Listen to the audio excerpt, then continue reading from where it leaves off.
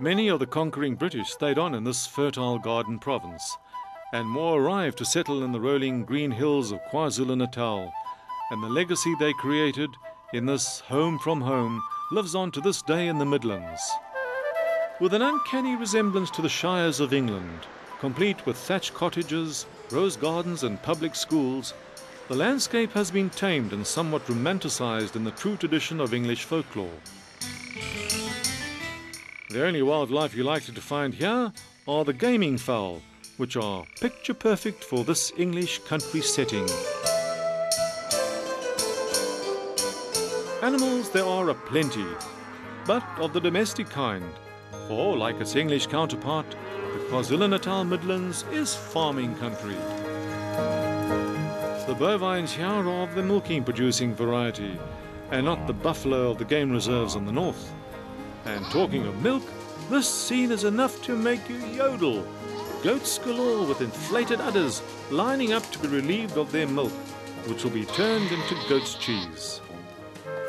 All kids enjoy a jungle gym, and these are no exception as they scramble up to the position of king of the castle. One animal that is truly king of his castle is Sebastian, a magnificent 23-year-old stallion from Brandenburg in Germany. 3 times a day, this regal German stud puts in a grand performance for visiting mares, who wait patiently to pass his royal bloodline on to their new progeny. Sebastian is a warm blood, which means that it's basically his character. You get your cold-blooded horses, which are your draft horses, and your heavy horses that they use for pulling carts. You get your hot-blooded horses, which are normally your thoroughbreds. Your Arabs, they have a more fiery temperament, and they're more energetic, whereas your warm bloods are in between the cold blood and the hot blood. So you get a temperament that's very willing, that's very awake, very weary, but also very calm and accepting. From the sublime to the ridiculous, pigs. But never underestimate this lowly animal. It has found its way into the hearts of the people of this region.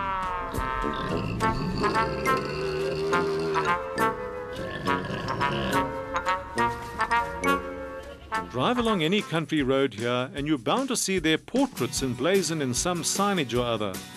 From farm stalls selling vegetables fresh out of the ground to pickles, preserves and relishes. It's enough to make babe cry.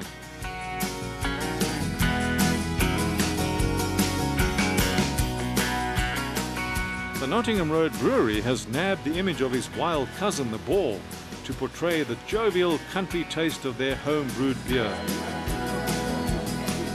At this famous English pub at Rawdon's, the Boar's Head, you can sample the whole range of hog-endorsed beers, where the spirit of this jovially depicted animal is highly infectious.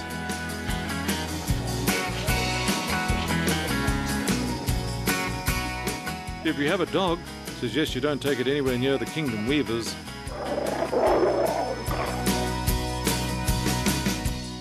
Here, we're reminded we're back in Africa again with these colourful hand-woven rugs and tapestries.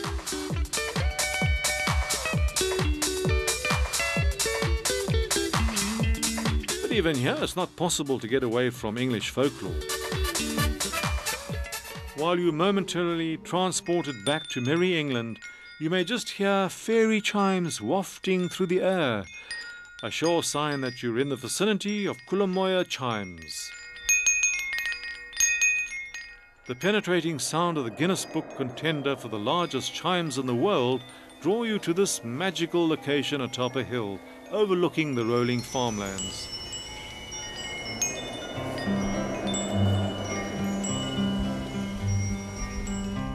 African dream catchers with their sparkling spiders create an air of enchantment. But before you get back into that Africa thing again, the sound of the merry bells of England lure you to the shop where friendly swallows have made their home. Could it be the echoing chimes that have lured them here too? We tune all our chimes.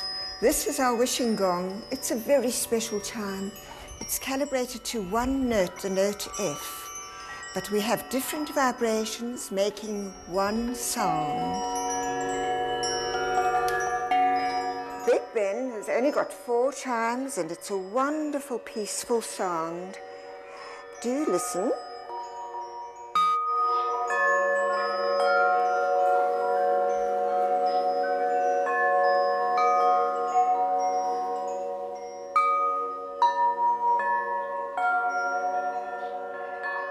We had bell ringers here from St. Paul's, and they actually said that they would love to take a chime and tell their rector that they will ring a wind chime instead of pulling the bell ropes.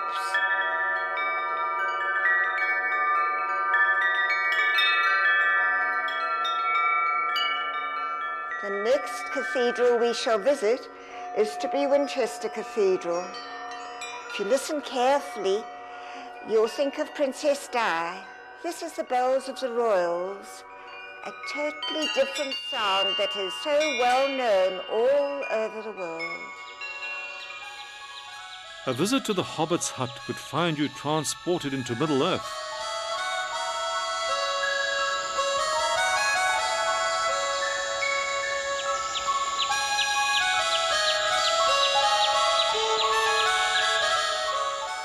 Here, fairy teardrops, pixies, goblins and other tiny creatures peer out from palace windows or fly through the air.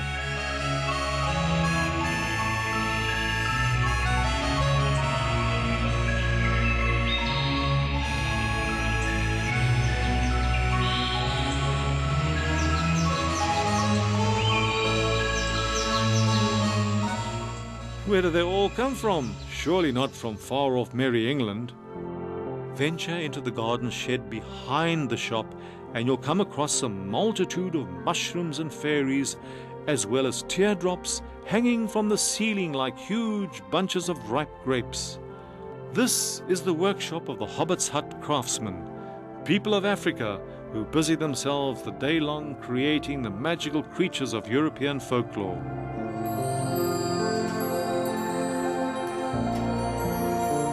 This scene of fantasy is a million miles from the heartbeat of wild Africa, and yet is very much part of Africa. Our kingdom come. As an integral part of the Zulu kingdom with its wide open spaces and teeming wildlife, its ancient cultures and rich tapestry of people who came from all parts of the globe to embrace its primeval spirit, it's never far from the rhythmic beat of Africa. This is a place to rediscover your roots, a place to come home to.